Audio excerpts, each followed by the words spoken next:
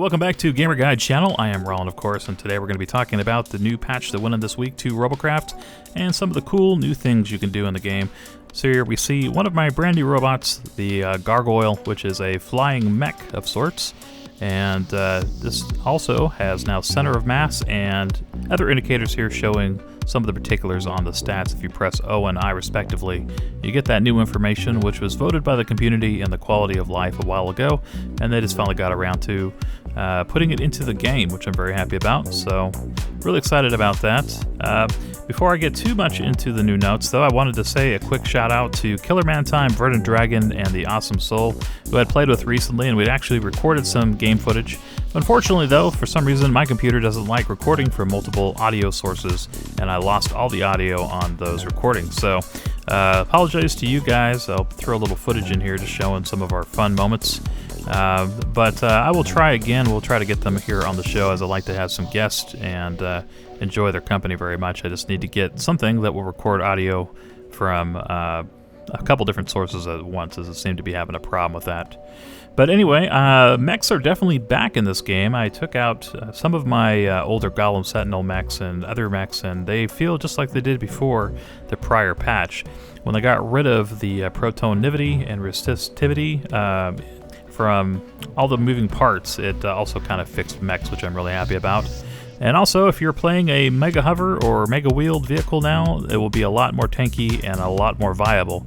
So I'm really happy about that. All moving parts are kind of back and viable now, and so that should give people a chance to experiment with some different creations. So I was very happy to see that, and like having the option again to feel like if I want to play something that can be a contender in League Arena, I can break out a mech still. So that's really cool. Anyway, let's talk a little bit more of the changes. You guys might have noticed we have the new bloom effects in if you play on any setting higher than good settings. And another thing too, with my flying mech, you might have guessed that they've also significantly lightened the amount of weight you have on mech legs and also tank tracks. With the Colossus mech legs being about 2940 in mass, meaning you can get them to fly if you put the right equipment on it. Like with my Gargoyle, it took about 10 thrusters, but you can definitely jump across the map. A couple of wings and stuff, which now work because it's light enough to affect the maneuverability of the craft, and you got something that is basically able to fight in the air or on land, so I thought that was a pretty neat addition. And same with the tank tracks too. They're a little bit lighter. They're at I think 2740 mass if you go with the Mammoth, and you get lighter as you go down. And so you might see some flying mechs and flying tanks, which is, I think, pretty neat, as everything had its protonivity basically done away with, and so everything now blocks as it should. Of course, they did change around some of the weapons, though, so everything got a little bit of a damage increase because the old mechanics of passing through damage to other parts was taken out of the game. So now you really have a real area effect on weapons like plasmas.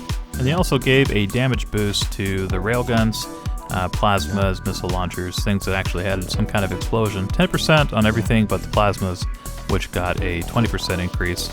No increase to flaks and SMGs and stuff like that, or nanos, as they're not considered like an explosive weapon. So the other weapons do have a slight area effect now when they hit. So that should be pretty cool, or they'll penetrate a little bit better in the case of railguns. In addition to all that good stuff, we also got an upgrade to the Unity engine, so we're now using Unity 5 instead of Unity 4, and it's supposed to be a little bit better with network connection and stuff like that.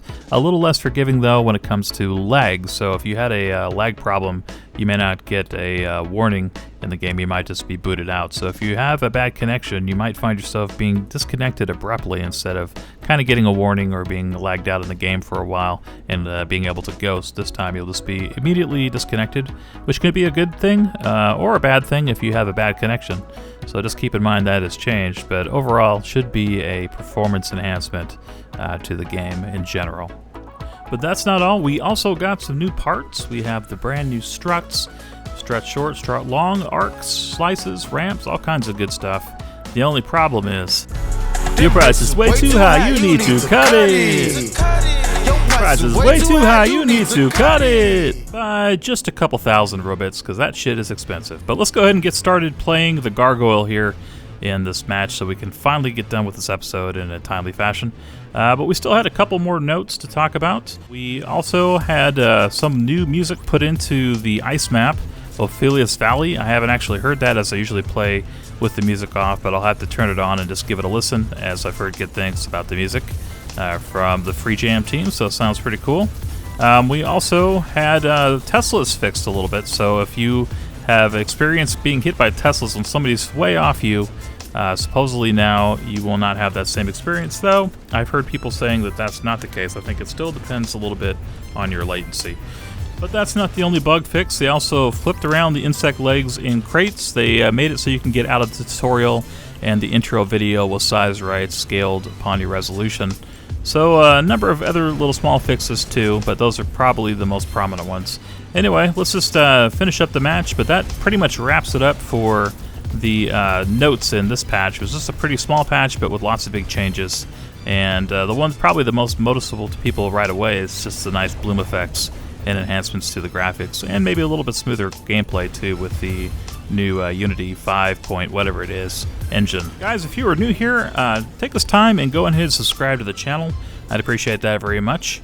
I'm working on getting up to 5,000 subscribers, and I play lots of games here on the channel, similar to Robocraft, like Galactic Junk League, Scrap Mechanic sometimes, and Crossout as a couple examples. And next week I'll be playing No Man's Sky, and I've been getting my Twitch account set up for that. With all the problems I've been having with my sound, hopefully we don't have any issues with No Man's Sky streaming on Twitch, but I'll most likely be doing that next Tuesday when it comes out at some point during the day, as I do have a little bit of work to do in the morning. I would greatly appreciate it if you would thumbs the video up here. Lets me know you guys are enjoying watching some of these Robocraft videos, and you've enjoyed the little bit of information I've shared with you here today. I'm also curious to hear what you guys have been building in Robocraft lately. I did see a couple flying mechs before I built mine. Awesome Soul had a really cool helicopter mech that he was playing that worked really well, and I was surprised at how well the helicopter blades and walking legs work together. But you can also build something like what I did here with just pure thrusters and a couple wings in the right position, and get a pretty cool flying mech too. But what have you guys made? I'd be interested to know if you've been doing a flying tank or a mech as I fall straight on my head. I guess that's one downside of not using hover blades. But the upside is you can go right up the side of the mountain. Anyway, let me know down below, and I appreciate you guys being here, of course. I guess for the rest of the video here, I'll just go ahead and do some in-game commentary, as we've pretty much finished up with all the official news now. Alright, well, so far, I've been pretty happy with the way this thing has turned out. A pretty stable flight when I jump up, and it doesn't get too wonky when I lose a bunch of my thrusters, though. I did use some of the struts on the front, just the, I think it's the slope struts, and, or no, the ramp struts and the short strut together to kind of make the Gargoyle's arms and protect my front thrusters. A couple cosmetic parts on this thing. You have the cockpit, and then of course the little ears from the Halloween mask a while ago. And then I used the special vampire wings instead of the regular ones, just to kind of give it a little bit more of a kind of cool look. Not the best cosmetic job ever done, but it works for this. And most importantly, it's functional, which I like. I didn't go with the disintegrators on this build. I wanted to just stayed with vaporizers, as they do a little bit better with power management, and they still put out really good damage. I do have that little power module on board as I die to the glass hover. It's kind of a cool design. I do have a power module on board, but it's really good for spilling out the plasma volleys on people, and then you have the vaporizers basically just to kind of fill in between shots. And then I did put a couple of healing guns, as I believe in always having healing guns on your vehicle, especially if you're going to be playing League Arena or something like that, as you can score in that extra category you can't otherwise. I'd actually like to see some other kinds of healing weapons added into the game. Thinking about that, like if they had some kind of burst healing weapon that shot a projectile or something, I think that would be kind of cool. You know, give people a little bit more option than just having lasers for a healing beam. Maybe something long range that does like a longer, bigger burst of damage, but in one shot, and then it, you know, cools down, sort of like a sniper rifle or something. All right, let's see if we can get down this hill without face planting, and it seems like we got down okay. So I do like having the extra height advantage here too. Whoops, back on my head. Did we do somersault? Not quite. Nice thing is it only takes 3 seconds to right ourselves. I guess if you added like one hover, you'd probably avoid flipping over completely like that for the most part. But it only happens if you're klepsy, like I'm being in this first game. And got him. Nice. So, but I do like the super jump ability. You can kind of go as high as you want to as long as you hold down the space bar and keep flying. So I put a couple thrusters inside of this vehicle too. Two you can't see that are under some armor, and then one on the bottom to kind of help you have some forward momentum. It doesn't really fly backwards except if you jump backwards. But if you're going forward, you actually have a little help from some thrusters you can't see from the outside as well. And these cheetah thrusters, they do provide a little extra armor itself too. So it's a tough little vehicle. I just didn't want to overdo it with the Titan legs. No, it's not turning right now real well for some reason. But I bet you I'll beat this guy. Let's see if we can knock off his center point blocks. He leveled up on me, that bastard. I like the bloom effects on the leveling though, that's pretty nice. Ah, crap. Rosefall's plane got me. I think that's Rosefall's plane, it looks like it. The Widowmaker or something like that. But good to see those are still around with a couple extra E-plates put onto it. But yeah, so far, liking this mech. This is actually the first game I played with it. I just kind of built it, took it out into the test match, and came back. Looks like this guy's going to get the tower. Nice. We're back in. And let's get back out there real quick. Let's see about using our jump hover. So this is kind of the nice thing. You can stay airborne for a little bit and do these super jumps. So I can just fly over to the tower at a much increased rate of speed and then still have the advantages of being a tanky mech with lots of armor from these cheetah thrusters on the side of it. It's going to take out these back ones. These vaporizers still do a pretty fantastic job of taking down towers too. So I do like that. And then the menders too don't suck up a whole lot of energy. So between those, having the plasma devastators, especially front-mounted like they are, is really helpful. This guy's going to try again, huh?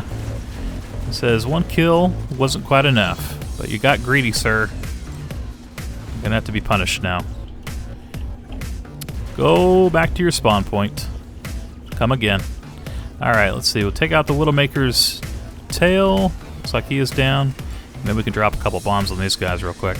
It's kind of cool too, having these fins on the back with the reduced weight. You kind of float over the crevices where before you really needed to have hovers.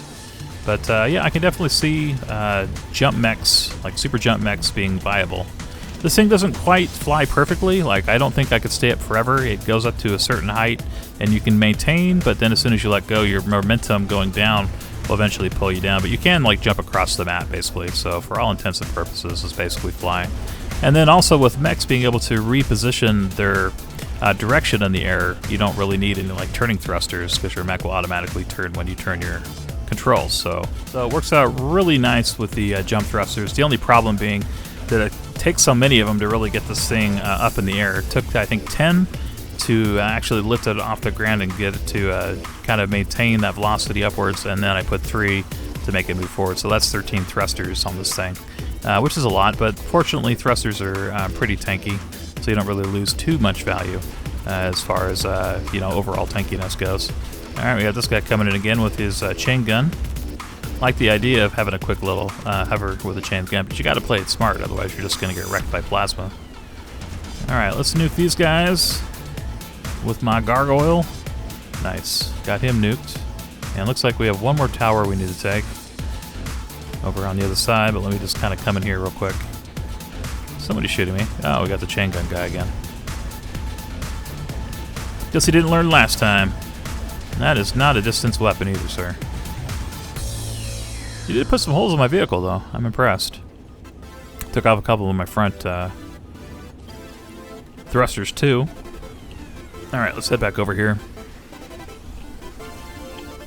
Let's get up on top of this ledge and see who is down the other side. Here we go. Pop a couple shots on their tower. That did pretty good damage. Let's see if we can take out a seam or something. I don't see anybody defending. They're all off probably trying to take a tower. I see one behind me a little bit, and he's coming this way. So we could probably get around the other side here. Take out this last seam, use a couple plasmas to set up a little bit of energy. And let's see, we got our team coming in behind me too, so that will help. And kill this guy. Ah, that was close. Almost died again. Let's see, let's finish off this scene here. And we win. Nice. Alright, so the maiden voyage of the Gargoyle was a success. And we did a nice little job. Didn't get top score in this game, but we did get a pretty good amount of assist kills. Died twice, and I didn't really do as much healing as I normally would, but I think if we did that would have boosted our score a little bit. Let's see what we go to get in the chest. Anything good? Hey, an epic. Nice. A flat cannon. I'm not super crazy about those anymore, but it is nice for armor and if you want a third type of weapon. Anyway, guys, that's it for this episode. Thanks for watching, and I'll see you in my next one. Later.